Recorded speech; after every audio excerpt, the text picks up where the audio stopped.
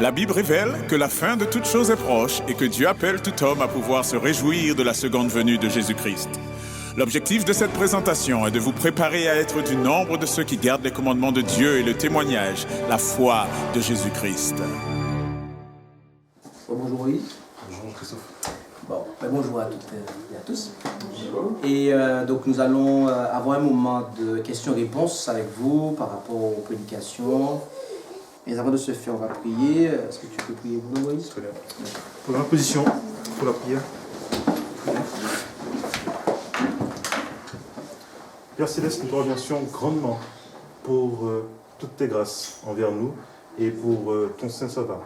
Et alors que nous allons échanger avec nos frères et sœurs sur tout ce que nous avons vu ce matin, demandons, Seigneur, de pouvoir toujours être présent avec nous en ce moment par ton esprit. Et accorde-nous l'esprit de ton Fils. Nous t'avons prié pour tout cela au nom de Jésus, notre Sauveur, pour ta gloire, Père. Amen. Amen. Amen.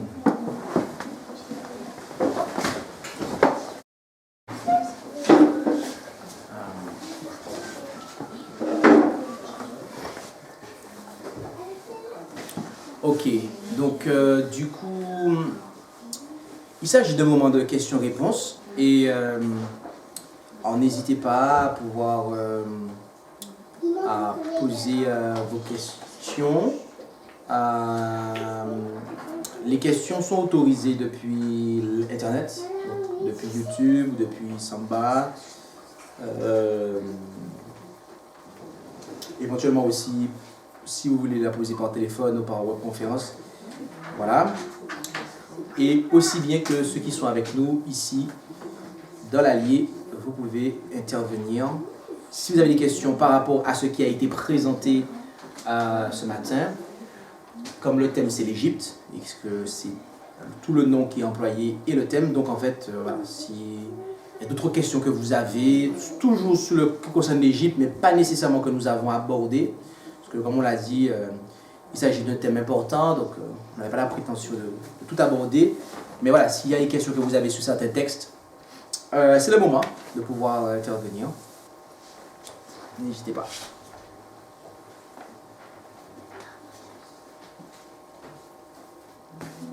Ok, est-ce qu'il y a des questions ici? C'est clair pour vous?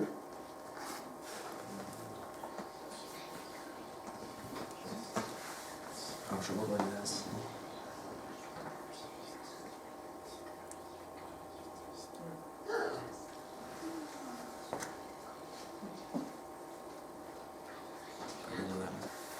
Alors, il y a une question? Ah, donc vas-y. En fait, souvent on fait alors c'est un peu bizarre parce que je m'entends, donc je vais essayer de D'enlever ton... Mais du coup, si je sais pas si on m'entend bien.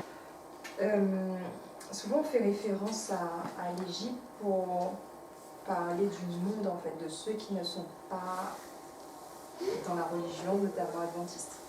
Et là, par rapport à l'intervention, si je peux dire par exemple pour Moïse, lorsque tu parlais de...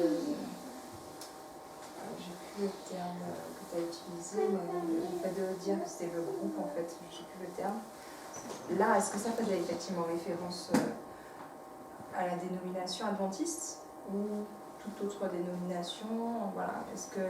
Voilà, tu peux dire un petit peu plus par rapport à ça, par rapport au fait de l'Égypte est souvent utilisée pour définir le monde, c'est-à-dire ceux qui ne connaissent pas Dieu. Et là, en fait, là c'était plutôt, dans la présentation, je l'ai compris, ceux qui connaissent Dieu, mais qui finalement se sont éloignés. Je ne sais pas si ma question est claire. Mais... Oui, j'ai compris. Alors, de toute façon, tu vas me corriger, je ne sais pas, j'ai pas bien compris, mais je pense avoir saisi. En fait, oui, c'est ce que j'ai voulu faire ressortir, en fait. C'est-à-dire qu'il y a effectivement l'Égypte qui représente le monde, d'accord, mais il y a l'esprit d'Égypte. C'est surtout ça que j'ai voulu axer.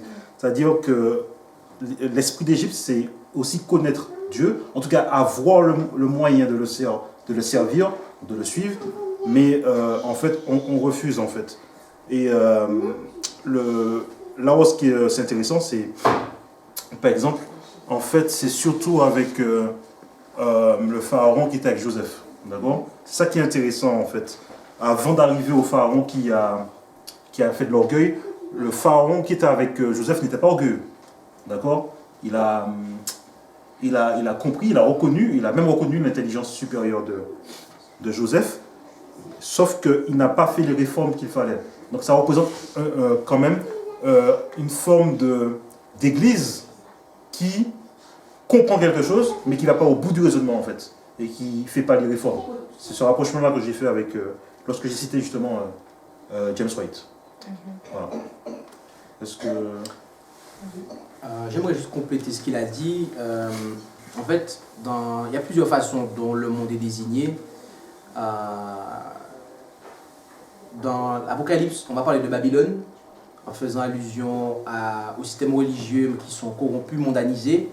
Et on voit en fait que, du point de vue de l'inspiration, parfois le mouvement adventiste est présenté, notamment dans les écrits inspirés de la Messagère, comme étant sorti d'Égypte.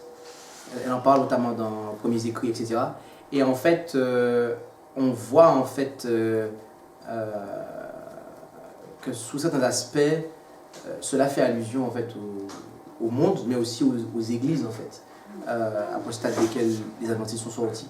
Donc du coup, c'est avant tout effectivement un symbole du monde athée, athée dans le sens qui nie l'existence de Dieu, mais en fin de compte, ils croient en quelque chose, ils ont des faux dieux, ils ont la déesse raison, etc. de personnes.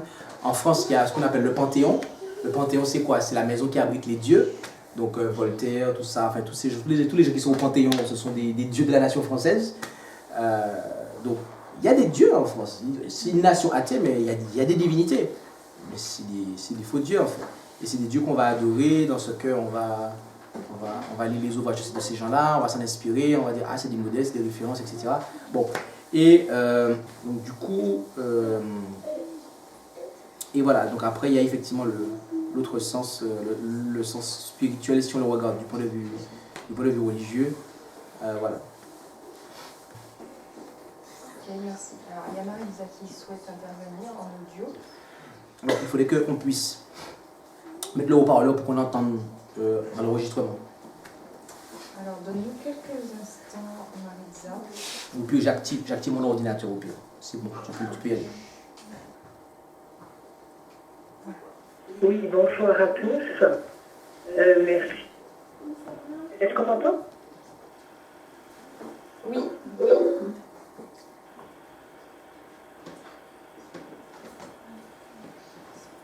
Allô? Oui, on t'entend, Marie-Lisa. Oui, on t'entend, Marie-Lisa. D'accord, merci. Parce que tout à l'heure, j'ai eu beaucoup de mal à comprendre. J'ai appris ça. Alors, je me demandais si c'était le son qu'il y avait un problème à mon niveau ou pas. D'accord. J'ai une question. Je voudrais avoir un éclaircissement par rapport à la présentation de Jean-Christophe de ce matin. Quand il a parlé de l'Égypte qui sera frappée par l'Éternel. L'Éternel frappera les Égyptiens, il les frappera, il les guérira. Donc, si j'ai bien compris aujourd'hui, il y a une différence à faire, forcément, d'après ses propos, entre le peuple de Dieu et les Égyptiens. Ce que la Bible nous fait comprendre d'ailleurs aussi. Mais comment comprendre aujourd'hui ce que Dieu dit? Parce que le peuple de Dieu dans le temps d'Israël, c'est avait un pays. Donc, Jérusalem, Israël, c'est le pays de ce peuple. Aujourd'hui, le peuple de Dieu n'a pas de pays. Donc, il s'en répand, il est répandu dans le monde. Il est en Égypte, donc. Lorsque Dieu dit qu'il frappera les Égyptiens, est-ce qu'on va systématiquement comprendre qu'il s'agit des gens du monde et pas du peuple de Dieu? Ou sinon, moi je comprends que le peuple de Dieu aujourd'hui est frappé autant que les Égyptiens. Et ça expliquerait peut-être pourquoi les enfants de Dieu subissent l'épidémie aujourd'hui. Donc moi, je souhaiterais comprendre, est-ce qu'il vraiment une différence entre le peuple de Dieu et les Égyptiens aujourd'hui par rapport à ce que nous subissons? Est-ce que nous sommes frappés aujourd'hui par l'épidémie qui arrive parce que Dieu a dit à un moment donné, ils seront frappés, ils seront guéris. Mais Dieu ne parlait que des Égyptiens, mais le peuple de Dieu est en Égypte. Donc comment faire cette différence? Comment comprendre exactement ce que Dieu dit par là? Merci beaucoup.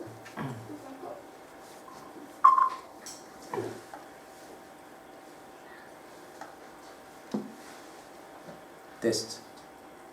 On m'entend? Je m'entends pas. Sur la web. Ok, c'est bon.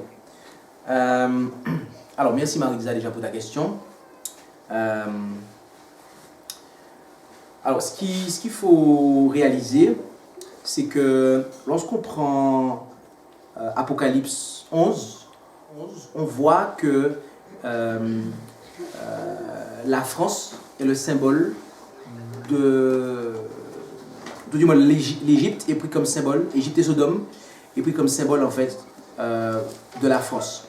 Donc, on parle ici en fait de nations, de personnes qui c'est du point de vue spirituel. Le texte dit bien, si je reprends, donnez-moi ça.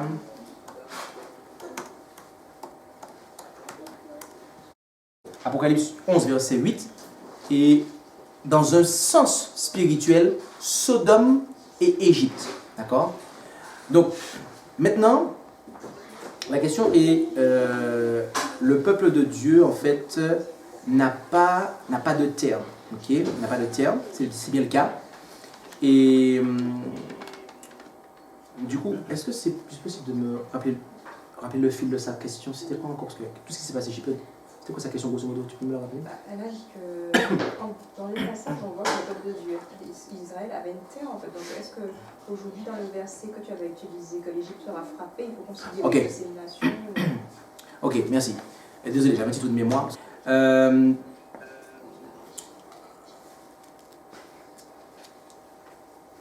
Dieu a dit à son peuple que s'il lui obéit, ils ne seront pas frappés comme les Égyptiens ont été frappés. D'accord? Ils n'auront pas les maladies que les Égyptiens ont eues. Israël était à un endroit, lorsqu'ils ont traversé la mer Rouge, ils étaient à un endroit différent qu'en Égypte en fait. Mais s'ils n'obéissaient pas, ils allaient avoir les mêmes maladies en fait que de l'autre côté de la mer Rouge en fait. Donc il faut comprendre que ce n'est pas une question de localisation, c'est une question, ou tout du moins la localisation n'est pas, la localisation du problème n'est pas territoriale, mais elle est en fait en moi. C'est-à-dire que si je n'obéis pas à ce que Dieu me dit de faire dans mon temple ici, le temple que Dieu veut pour lui, en fait, je serai frappé tout autant que quelqu'un qui n'a pas la connaissance de Dieu. Donc, les Israélites, s'ils continuent à se comporter comme des Égyptiens sur le territoire de Canaan, donc la Canaan terrestre, ils allaient en leur corps avoir les mêmes problèmes que les Égyptiens de l'autre côté de la mer Rouge. Donc, du coup, arrivé à notre époque aujourd'hui, c'est la même chose. C'est-à-dire que on voit qu'il y a des personnes qui ont reçu la connaissance jadis de la réforme sanitaire.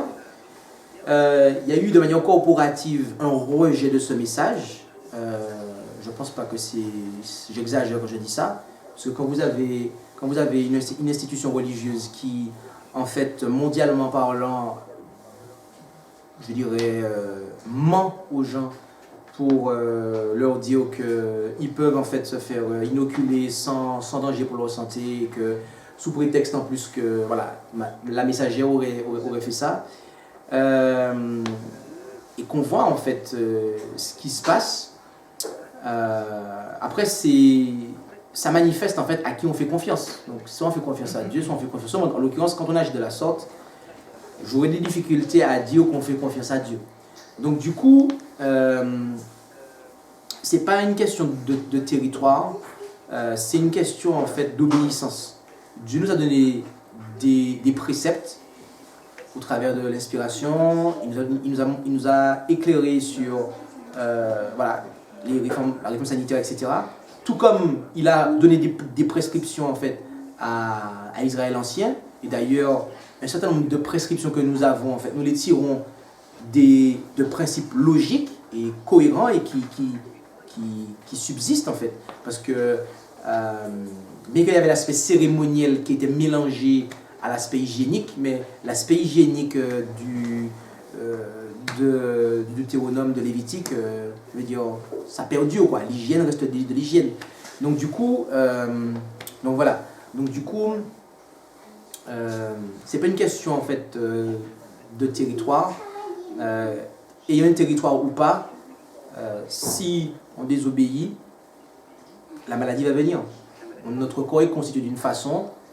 Si on ne respecte pas la façon dont le corps fonctionne, ben, on sera atteint. Donc du coup, je ne sais pas si j'ai répondu à la question, Maritza. S'il manque quelque chose, n'hésite pas, parce que ça n'a pas été évident pour moi. Oui, excuse-moi. Au départ, j'ai pas tout entendu. Je pense qu'il y avait un souci de réseau. Est-ce que tu peux me dire, s'il te plaît, si tu as bien dit que l'Égypte, c'est spirituel, en fait, quand tu les dis qu'il ne faut pas parler des Égyptiens, c'est quel que soit un peuple de Dieu ou pas, c'est ce qui risque d'arriver si nous n'obéissons pas. Est-ce que tu as bien dit ça? Merci. Ok. Ok. Donc du coup, oui, j'ai parlé de l'Égypte en prenant Apocalypse 11, verset 8, en disant que dans un sens spirituel, Sodome et l'Égypte. Et je répète ce que j'ai dit tout à l'heure quand on a fait l'intervention avec Moïse, que cela s'applique effectivement aux nations, aux peuples qui ne connaissent pas Dieu, ou ont une extrême mauvaise connaissance de Dieu. Et donc voilà. Donc maintenant, après, je pense plus que dans ta question, il faudrait plus faire la différence entre ce qu'on appelle peuple de Dieu ou pas peuple de Dieu. D'accord? Donc voilà. Maintenant, voilà. Donc si... pour se dire, voilà, est-ce qu'on range tous les adventistes sous le terme d'Israël? Et voilà, donc ça ce serait une question assez intéressante. Et effectivement, à ce moment-là, on aurait des contrastes très intéressants aussi. Donc voilà.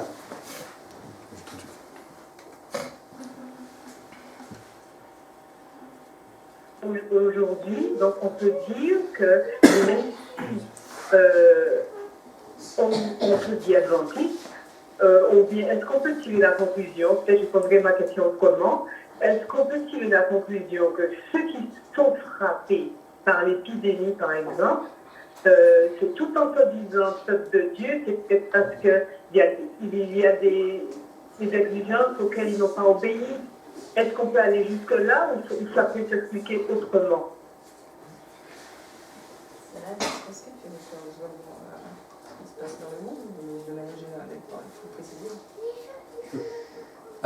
Alors, je vais répondre de la façon dont j'ai compris. Tu as dit que est-ce que les personnes qui se revendiquent être du peuple de Dieu et qui, par exemple, font des complications par rapport au Covid, est-ce que ces personnes-là, en fait, du coup, est-ce qu'il faut les comptabiliser comme étant de l'Égypte, c'est ça? C'est ce que j'ai compris? Bon, en tout cas, le point, moi ce que j'ai compris, en fait, c'est que il y avait des Israélites qui, Dieu leur a dit que si vous n'obéissez pas, vous allez, en fait, dans votre corps, ça va se passer comme ça s'est passé dans le corps des Égyptiens, en fait. Donc, du coup, que l'on soit adventiste ou pas, si on ne glorifie pas Dieu dans son corps, eh bien, on va en fait, lorsqu'il va y avoir des moments de crise comme ça, ben, on va le ressentir. Donc, je veux dire, voilà, sans être... voilà, si... Je vais dire, je pense, je sais pas, sans trop me tromper, je peux dire avec... je peux dire que voilà, les gens qui ont fait bonne chère jusqu'à présent, qui sont dans l'adventisme et qui en fait n'ont vraiment pas respecté la réforme, je suis pas sûr que le Covid, les a laissés sans séquelles, quoi. Donc je dis ça comme ça de manière générale, mais donc du coup, après il faut bien comprendre quelque chose, c'est que il faut faire une distinction entre ceux qui ont eu la lumière et n'y ont pas obéi, et ceux qui n'ont pas eu la lumière, en fait. Et n'ont pas obéi parce que, tout simplement parce qu'ils n'avaient pas la lumière. D'accord.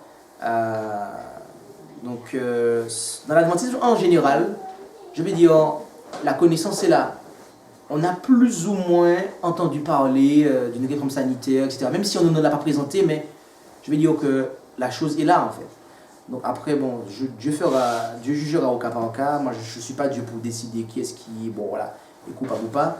Mais en tout cas, je pense qu'il y a une différence quand même à faire entre, je sais pas moi, un évangélique ou catholique et un adventiste. Je pense qu'il y a quand même une dose de différence, en fait, sur certains égards, quand même. Après, sous d'autres égards, c'est un petit peu la même chose. Du point de vue des croyances doctrinales comme la Trinité et compagnie, mais bon, voilà, ça reste relatif sur certains points. Donc voilà, je ne sais pas si ça a pu répondre à la question, Marisa. Je vais ajouter un truc. Attends, Moïse veut ajouter quelque chose. Alors, très bien. Alors, au risque de choquer, mais il faut faire la différence entre peuple de Dieu et enfant de Dieu.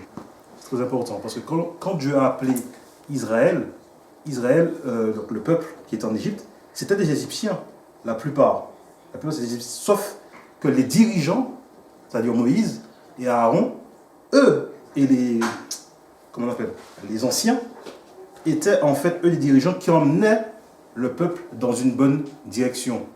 En fait, Dieu a utilisé ces anciens-là. Non, il faut mettre vraiment. Faut baisser. Ok, merci. Ok, donc je disais qu'en fait, il faut faire la distinction entre peuple de Dieu et enfant de Dieu. Et nous le savons parce que, en fait, Pierre nous dit que si le jugement commence d'abord par la maison de Dieu, quel est le cas de ceux qui n'obéissent pas? C'est-à-dire que dans son peuple encore, Dieu va faire encore un tri. D'accord? Il faut bien comprendre ça. C'est quoi être peuple de Dieu? En fait, c'est recevoir les doctrines de Dieu. C'est ça qui fait que nous sommes peuple de Dieu. D'accord? Mais sommes-nous pour autant enfants de Dieu? Ça, c'est encore autre chose, en fait. Donc, c'est important de savoir ça. Nous recevons des bonnes doctrines, je le crois fermement. Donc, nous sommes dans le peuple de Dieu. D'accord? Mais, tu as parlé du criblage. C'est dans bien le peuple de Dieu qui est. D'accord? Ok? Donc, il y a un tri encore qui sera fait encore dans le peuple de Dieu. Donc, il faut bien comprendre ça. Et moi, en fait, ce que je pense, c'est que l'Église adventiste nominale, enfin, ceux qui disent qu'ils ont comme prophétesse la sœur White, donc ils professent être dans les doctrines de Dieu, ils sont dans le peuple de Dieu. Sauf que leurs pratiques font que, certainement, ils ont un travail à faire pour être enfants de Dieu. Ça, c'est un autre palier. J'espère que j'étais très clair. Dieu te bénisse.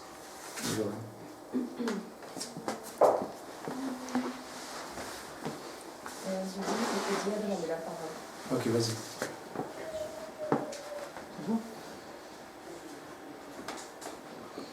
Amen.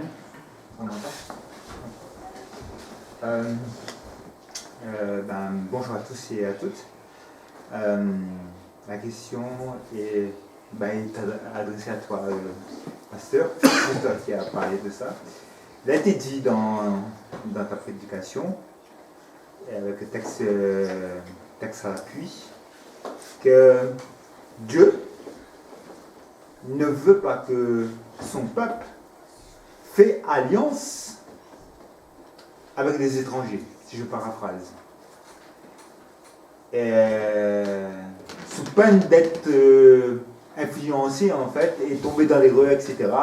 Et que ces anges ne seront pas là où finalement Dieu ne nous a pas envoyés pour prêcher la bonne parole. Mais on sait aussi, et Dieu est d'accord avec son Fils, que Jésus nous a demandé d'aller faire des disciples, de toute nation des disciples, en les baptisant au nom du Père, du Fils et du Saint-Esprit. Comment avoir un équilibre dans cette histoire, si je peux dire, que si tout à l'heure, on a parlé de l'église adventiste dénominale. À l'heure d'aujourd'hui, le peuple qui est peut-être censé être un peu plus à l'écoute par rapport peut-être à une autre dénomination, ce sont bien qu'ils sont encore malheureusement dans l'apostat, et bien le peuple adventiste qui est les adventistes nominales. Comment partager le message avec eux sans aller dans le top là où il y a des idoles? Parce que peut-être forcément, je connais que de visage cette personne, mais je n'ai pas son contact. Comment partager ce message? Comment aller dire que voilà ce que vraiment la parole de Dieu dit en fait? Je ne sais pas si tu as compris ma question.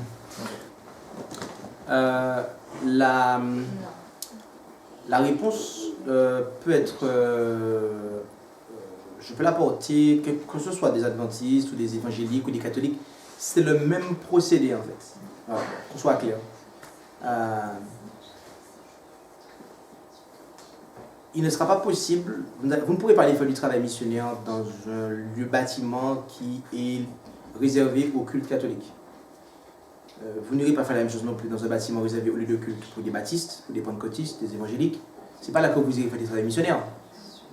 Oui, d'accord, on n'a jamais fait ça en fait. Historiquement parlant, on n'a jamais fait ça. Pourquoi en fait ça nous traverse l'esprit qu'on peut se mettre à faire ça pour les adventistes qui sont dans les web? C'est en fait en étant en contact avec les gens. Comment en fait Abraham, Joseph, Moïse et Aaron, comment tous les instruments dont Dieu s'est servi par rapport aux étrangers, comment ils sont venus en fait pour apporter la lumière? C'était dans des affaires en fait de la vie en fait. Ok, Abraham est arrivé dans le territoire et tout, etc. Voilà, il a été mis en contact avec le roi. Voilà, il s'est passé quelque chose, il a rendu témoignage. Joseph, il a été amené en captivité. Par sa vie, on a vu en fait qu'est-ce qu'il était et Dieu l'a mis dans des circonstances où il a pu témoigner pour lui en fait. Donc en fait, il nous faut entrer en contact avec les gens. On peut aller visiter les gens, leur parler, avoir des contacts avec eux, de différentes manières, et en ayant un témoignage personnel en fait. Donc voilà ce que je peux signaler. Maintenant, il y a un passage dans l'ouvrage évangélisé où la messagère en parle. Elle dit que lorsque on ne pourra pas aller dans les lieux de culte des gens, mais par contre, on peut se rendre chez les gens en fait. Et donc faire un travail comme ça de porte en porte, de domicile en domicile plus précisément. Et donc du coup, voilà. Donc du coup, c'est ce que je peux répondre.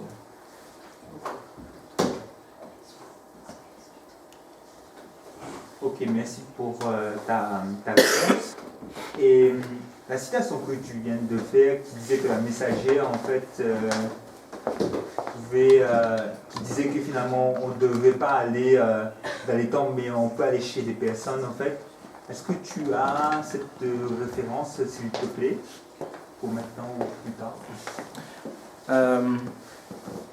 Oui, je vais la chercher et je vais la donner dans quelques instants. Merci, j'ai plus de questions. Que Dieu nous bénisse tous. Et du coup, dans ta question, tu parlais d'alliance. C'était quoi exactement que tu voulais aborder par rapport à ça? Il a été dit que quand je parle d'alliance, en fait, pour moi, pas forcément qu'on a signé un document, mais aller dans ce lieu d'adoration d'idole, en fait, et peut-être pendant un certain sabbat, tu vois, d'y aller là-bas et d'aller prêcher le message. Et or que Dieu dit non. Et ça, on peut considérer pour moi, en tout cas pour moi, j'ai considéré comme une alliance, en fait. D'accord. Tu vois ce que je veux dire? Dans ta vision, c'est comme ça que tu appelles ça. Voilà. Dans ma vision, c'est comme ça que j'appelle aussi alliance, en fait. Pas forcément que j'ai signé une charte, que je suis adhérent à cette église et que mon pasteur a signé une charte, etc. Tu vois? Mais je comprends que ça n'a pas ce sens-là. Oui. Ok. Alors, pour l'instant, il n'y a pas sur l'audio. Sur YouTube. Derrière, vous êtes bon? Pas de questions? Vous avez trop de réponses. C'est cool. Non.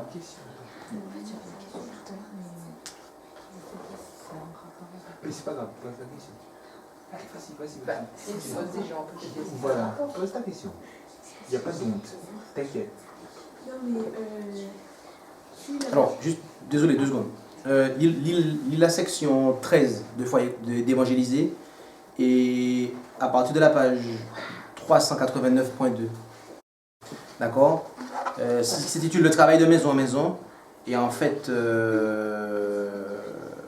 ce sera dans ça que tu vas trouver la déclaration. Tu peux répéter s'il te plaît. À partir de la page, entre la page 389.2 Non, et tout en fait, le début du livre. évangéliser, Évangéliser. entre 389.2 et voilà. Et 300 combien? En fait, toute la section qui est sous le titre le travail de maison en maison. Travail personnel et à partir de 389, tu m'avais dit. 389, c'est plus bas. Porte à porte, ça s'appelle. Le travail de maison, voilà, regarde. Ici. Ouais.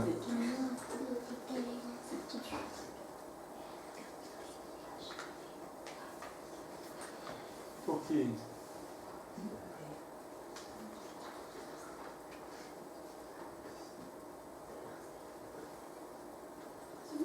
Stécie, elle a potentiellement une question, c'est ça? Ok. non, c'est pas grave. T'inquiète, Cécile, allez, Non, vas-y. mais je pense que j'avais déjà donné. Mais c'est pas grave, c'est pas grave. Non, mais en fait, je me demandais si par exemple il y a quelqu'un qui n'est pas de la même foi que nous, mais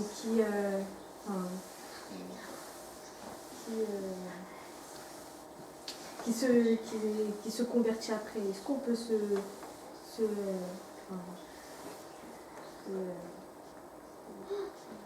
lier d'amitié avec la personne? Si elle n'a pas la même foi que nous. Ok. Oui, la question était si quelqu'un n'était pas converti et que la personne s'est convertie, est-ce qu'à ce moment-là, on peut se lier d'amitié avec elle? Je vais volontairement répondre avec précaution, oui. Pourquoi je mets des précautions? Parce que j'ai déjà observé des cas où il y a une pseudo-conversion et dans le cas par exemple de mariage, il y a des personnes qui aiment quelqu'un et la personne n'est pas croyante et en fait on va pousser la personne à se convertir pour pouvoir, je vais très loin, je dépasse même ta question, mais ça se rejoint. On va en fait pousser la personne à se convertir pour pouvoir ensuite se marier avec elle. Et j'ai déjà observé que dans pas mal de cas, en fait, c'est un échec. Parce qu'il y a une pseudo-conversion. Et en fait, il ne faut pas qu'il y ait une espèce de carotte, en fait, qui pende devant la personne pour qu'elle puisse se convertir. Donc, je pense qu'il faut vraiment qu'on soit honnête avec soi-même et qu'on s'assure que voilà, la personne a vraiment, en fait, une expérience avec le Seigneur. Donc, du coup, maintenant, voilà. Quand on parle d'amitié, j'imagine qu'on parle dans le sens où la personne on va avoir des fréquentations, c'est ça, il fréquente la personne, on va... Ok, d'accord. Donc, du coup, dans ce sens-là, effectivement, il est intéressant et bon en fait que la personne ait des valeurs chrétiennes, bibliques, parce que sinon ça risque d'être néfaste en fait pour soi en fait. Donc voilà. Mais attention aux pseudo-conversions, c'est quelque chose qui... ça n'a pas l'apparence d'être bon et en fait c'est pas bon. Donc voilà. Est-ce qu'il y a des questions? N'hésitez pas.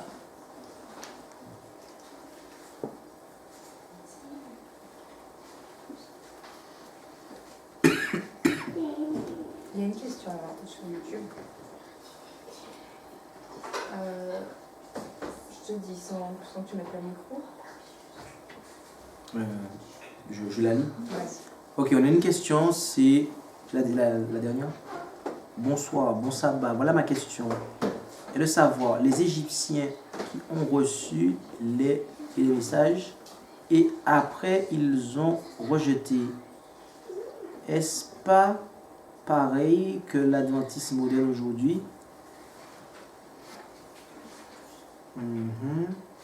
Merci André-Pierre pour la question. Ouais, après j'ai même peut-être un contexte à savoir quand on parle des Égyptiens ici. Est-ce qu'on parle des Égyptiens littéraux ou des Égyptiens symboliques et qui ont reçu les messagers et les messages et après ils ont rejeté? Est-ce que c'est pareil que les adventistes aujourd'hui? Est-ce que c'est pareil que Est-ce les que c'est dans le adventistes même cas? modernes? Bon, ce que je peux répondre, c'est que du moment que la lumière brille sur nous et qu'on la rejette, qu'on soit adventiste ou pas, on aura des comptes à rendre. Hein. Dieu va nous demander pourquoi on a rejeté la lumière. Donc maintenant, voilà, on sera jugé en fonction des lumières qu'on aura reçues et ce qu'on aura fait des lumières qui auront brillé sur nous en fait. Donc, quelle que soit l'époque à laquelle on a vécu, ce qui sera déterminé, c'est si on a ou pas en fait résisté à l'Esprit de Dieu ou pas. Donc du coup, il n'y a pas de différence en fait. Si moi aujourd'hui je rejette la lumière, si j'étais à l'époque de Jésus, je rejetais la lumière aussi. Si j'étais à l'époque de Moïse, je rejetais la lumière. Je veux dire, quelle que soit l'époque à laquelle j'aurais vécu, j'aurais fait la même chose en fait. Donc du coup, c'est... Et des fois, on peut blâmer effectivement les gens. Ouais, ils ont crucifié Jésus. Ouais. Ça se trouve qu'aujourd'hui, à notre niveau, avec nos méthodes à nous, on crucifie Jésus de la même façon et que si on était à son époque, on aurait fait pareil. En fait. On se serait joué à ces gens-là. En fait. Donc du coup, du moment qu'on rejette la vérité, il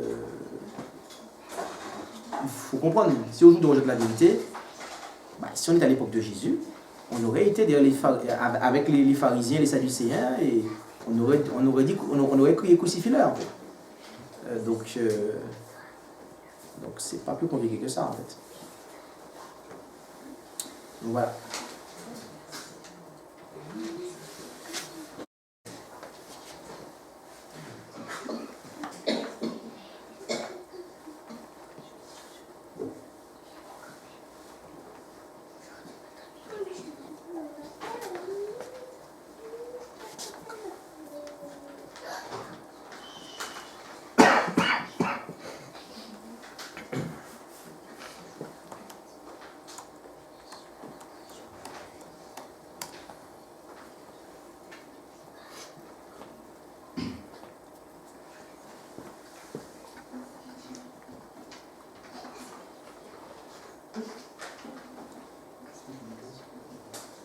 Il y a une question?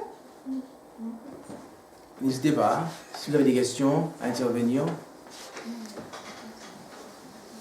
Est-ce que quelqu'un peut dire aujourd'hui qu'il a rejeté la lumière et vivre le lendemain, par exemple, et n'avoir aucune chance, en fait? Je sais pas si c'est... Ok, je reprends la question. Est-ce que quelqu'un peut dire qu'aujourd'hui, il a rejeté la lumière et demain, n'avoir aucune chance? Ok. Donc du coup,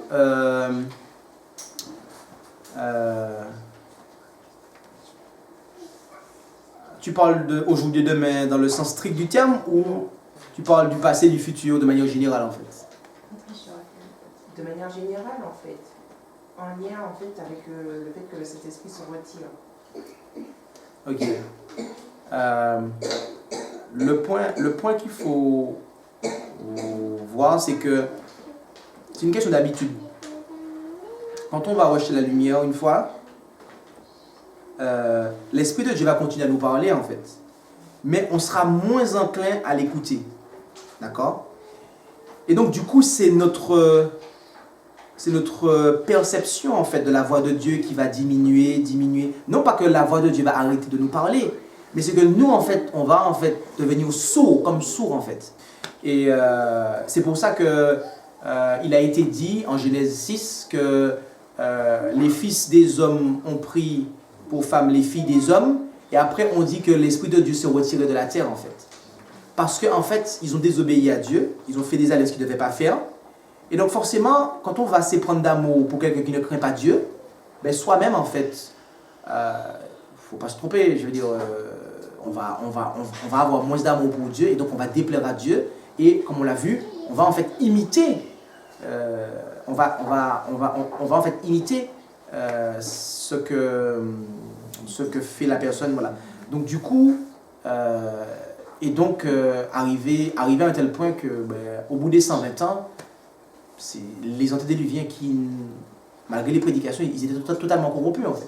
Donc voilà, donc du coup, il y a en fait une perception qui diminue en fait. Donc c'est pour ça qu'il ne faut pas rejeter la lumière, parce qu'on ne sait pas si on va pouvoir se reprendre demain, ou etc. en fait. Donc voilà.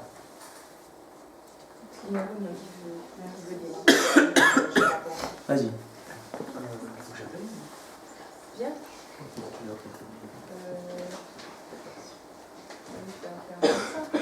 Soit tu lui passes ton téléphone. Je sais pas.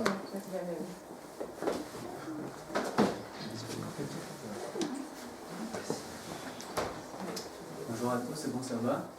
Je voulais lire un passage dans le livre Jésus-Christ par rapport à la lumière que l'on reçoit, qui se trouve à la page 312. Elle dit « Ce n'est pas Dieu qui aveugle les hommes et endurcit leur cœur. Il leur envoie sa lumière pour corriger leurs erreurs et les conduire dans le sûr sentier. C'est quand on rejette cette lumière que les yeux sont aveuglés et les cœurs endurcis. Parfois cela arrive d'une manière graduelle et presque imperceptible. Une âme est éclairée par la parole de Dieu, par le moyen de ses serviteurs, ou directement par l'action de son esprit. Quand un rayon de lumière est dédaigné, la perception spirituelle se trouve affaiblie, si bien qu'une nouvelle manifestation de la lumière est moins discernée. Alors les ténèbres s'épaississent jusqu'à ce que l'âme soit plongée dans une nuit totale. C'est ce qui est arrivé aux chefs juifs, convaincus que le Christ était revêtu d'une puissance divine, et voulant résister à la vérité, ils attribuaient à Satan l'œuvre du Saint-Esprit. Ainsi ils se trompaient eux-mêmes et se plaçaient sous la domination de Satan. Amen. Amen, merci.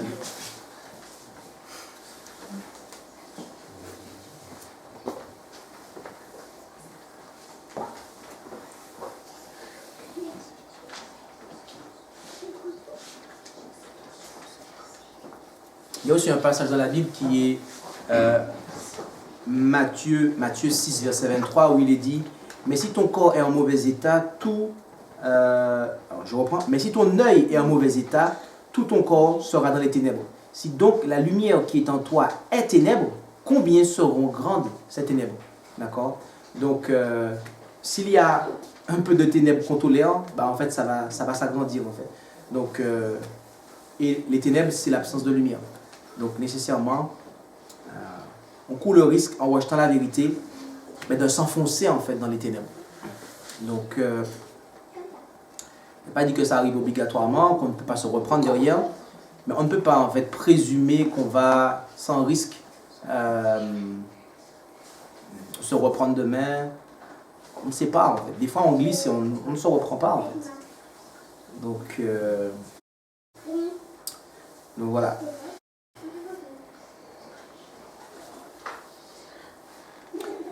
Est-ce qu'il y a d'autres questions?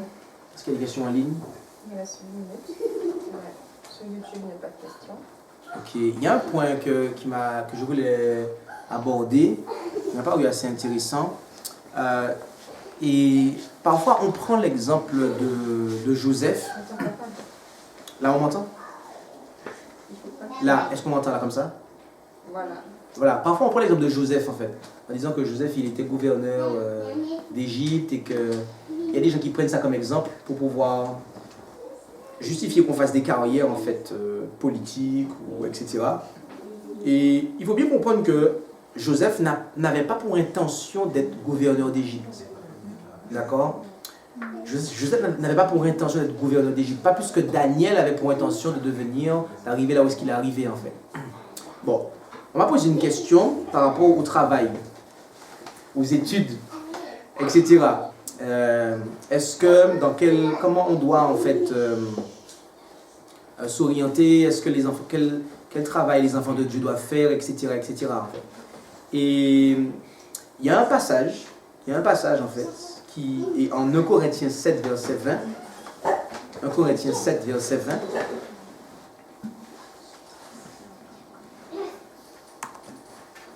Où il est dit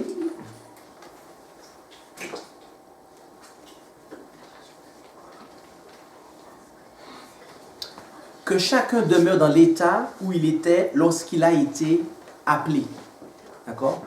Lorsqu'on parle de ça, en fait, on ne parle pas de l'état de péché hein, ici. Hein. Parce qu'il y en a qui l'ont pris comme ça. Il y en a qui ont dit, ouais, moi, Dieu m'a trouvé en train d'être prostituée, ben, je reste prostituée. Il y en a qui malheureusement l'ont interprété comme ça. Mais ce n'est pas ça, parce que le verset qui suit, on voit, il dit, as-tu été appelé étant esclave? Ne t'en inquiète pas. Donc là, ce n'est pas l'état de pécheur, mais c'est les circonstances, les conditions de la vie. Par exemple, je suis avocat, ok, la lumière brille sur moi, Dieu m'appelle à son service, d'accord? Dieu ne me demande pas en fait d'arrêter d'être avocat en fait pour pouvoir, je sais pas moi, devenir pasteur ou devenir, je sais pas moi, naturopathe nécessairement. Je dois en fait, là où est-ce que je suis, être une lumière pour le Seigneur en fait, d'accord? Si la profession d'avocat que j'exerce ne m'empêche pas d'obéir à chacun des 10 commandements, d'accord? Donc par exemple, si je suis dans un cabinet d'avocat et que mon boss avocat me demande de mentir pour pouvoir sauver les clients, ah ben, je vais lui faire comprendre qu'à la partir de maintenant, je ne mentirai plus. Je vais devoir défendre mes clients d'une façon, voilà, en toute bonne conscience. Donc du coup, c'est pareil, que ce soit professeur des écoles, enfin, dans n'importe quel métier, si on peut exercer ce métier en toute bonne conscience et que cela ne rentre pas en conflit avec les principes de vérité que nous avons, Dieu ne nous appelle pas en fait à nous retirer de ce travail-là ou de ces études-là, etc. en fait. Donc voilà. Donc voilà ce que ça signifie que chacun demeure dans l'état où il était lorsqu'il a été appelé. Et donc du coup, donc voilà, Dieu il a conduit ses enfants. D'ailleurs c'est lui qui a placé Joseph dans ces circonstances-là, quelque part, mais que l'histoire est un peu plus longue que ça, n'est-ce pas Moïse? Mais Dieu, on va dire qu'il a placé Joseph dans cette circonstance-là, et c'était à dessein en fait. Donc voilà, donc du coup, il n'y a pas lieu d'aller se mettre volontairement dans des circonstances voilà, que Dieu n'a pas voulu pour nous en fait. Donc, moi personnellement, je n'irai pas trouver un nom de quoi que ce soit, c'est pas ça à quoi Dieu m'a appelé. Donc voilà, peut-être que ce serait... Mais par contre, je sais qu'il y a l'inspiration nous le dit, il y a des personnes qui sont haut placées, qui vont entendre le message et qui se convertiront, et elles resteront certainement à leur poste pendant un bon nombre de temps pour pouvoir faire la volonté de Dieu à ce poste-là. Donc voilà. Donc du coup, c'est ce qu'on peut dire par rapport à ça. La référence dans Matthieu qui a été donnée tout à l'heure, c'était quoi? C'était Matthieu 6, verset 23, je crois, comme ça. Matthieu 6, verset 23, ouais. Ok, je crois qu'il reste 3 minutes. Est-ce qu'on peut... Il y a une question. Ok, ouais. Sur l'audio. Ok, je laisse la... Ok.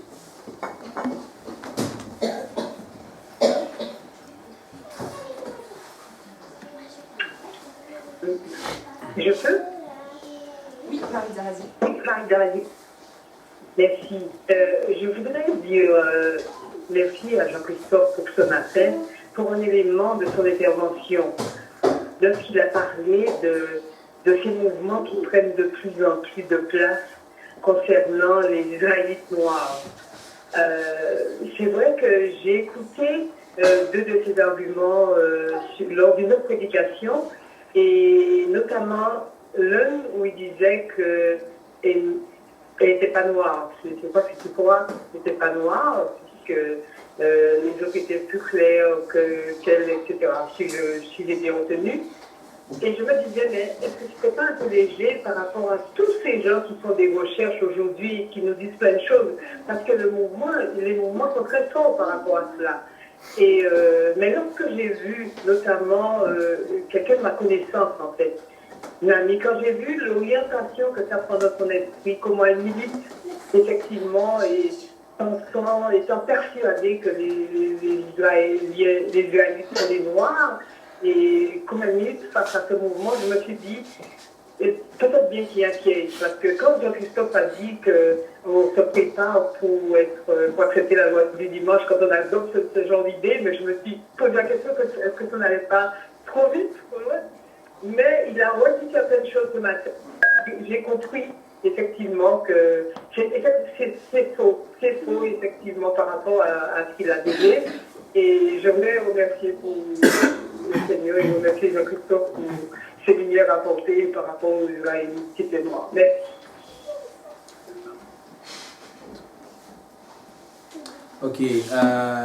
Ok, merci Marisa pour ton intervention. Alors, gloire à Dieu.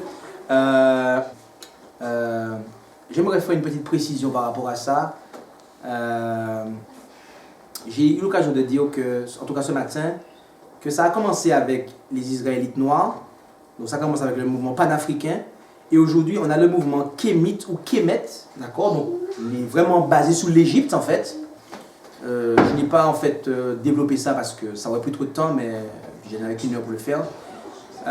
Mais je vous invite à faire vos recherches pour voir. Et en fait vraiment, quand... C'est les chrétiens que tu parles? Non, ils sont pas chrétiens du tout en fait. Ah, mais par contre les panafricains, en fait, eux... Alors les panafricains, beaucoup de chrétiens sont dans le mouvement panafricain. D'accord. Et donc, mais en fait, l'étape suivante, c'est le mouvement Kémet. Et là, en fait, ils rejettent complètement Dieu, en fait. Ils rejettent complètement Dieu. Et j'ai eu l'occasion d'être en contact avec des personnes comme ça. Et en fait, ça, c'est vraiment le rivage sur lequel échouent ces gens-là, en fait. Donc, et là, c'est vraiment, pour le coup, le mouvement Kémet là, en fait, c'est vraiment la descendance de l'Égypte, en fait, ces gens-là. C'est-à-dire que pour eux, c'est l'Égypte, c'est les Égyptiens, c'est leur civilisation. Et ça, en fait, c'est le piège. Je ne le dis pas par racisme, parce que je ne suis pas raciste. Je le dis parce que vous savez que mon père il est noir, mais en fait, c'est vraiment le piège pour les personnes qui sont foncées pour ce truc-là, en fait. Donc, quel que soit l'endroit où vous êtes, Satan, il a un piège pour vous, en fait. Ok? Vous êtes en Russie, il n'y a pas de problème. Il va vous donner de la vodka. Ok. Vous êtes en Martinique, pas de problème. Il va vous donner autre chose. Vous êtes religieux, ok. Il va s'adapter, en fait. Et j'ai observé ça, en fait, que les gens qui ont été un petit peu spirituels, mais que, voilà, ils ne se sont pas bien accrochés dans la vérité, eh ben, Satan, il souffre partout, en fait. Et ça, c'est quelque chose dans lequel beaucoup d'Antillais, beaucoup d'Africains, ils tombent dans ça, en fait. Et au final de compte, ces gens-là, ils paraissent spirituels, mais en fait, ils rejettent complètement le Dieu, en tout cas le Dieu unique et la parole de Dieu. Pour eux, la Bible, c'est des fables et tout, etc. Les Israélites n'ont jamais été esclaves des Égyptiens, c'est pas vrai. Non, tellement qu'ils vénèrent les Égyptiens qu'ils rejettent l'idée que les Égyptiens ont pu mettre en esclavage des Hébreux, en fait. Donc, il y a toute une négation de la Bible avec ces gens-là et tout. C'est vraiment...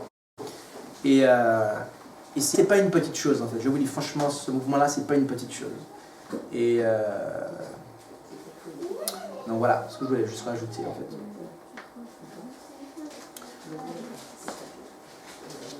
Ok, le timing est arrivé. Le timing arrive à son terme, c'est ça? Belle question. Ok. Donc le temps est arrivé à son terme et on va prier. Je vous invite, là où c'est possible, à pouvoir vous prosterner.